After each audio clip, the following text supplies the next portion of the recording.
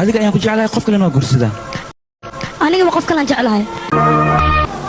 sheekadan waa soo afjartay insha soo ma afjarin iskumana dayin inaan soo afjaro laakiin aniga maanta oo dhan waxaan la yaabanaa arrintaa hadda i tiri adiga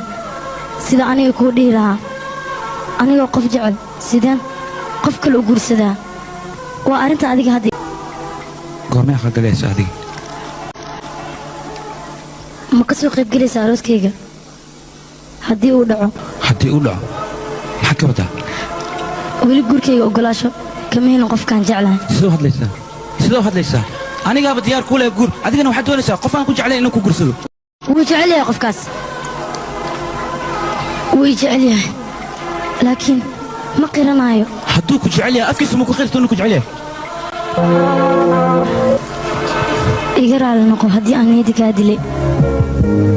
aniga qofkaan jeclahay ayaa i guursanaayo jaceylka dhabta ana sidiisa ilaa uu guurka ka gaaro wuxuu ku jiraa waa silicluu ku jiraa hadduu dhabii jecelyaan waan helaa oo maxaad leedahay wax ku hay jecel maaha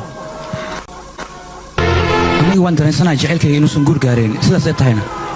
waa mid dhaba weligiisuna jiri doonaa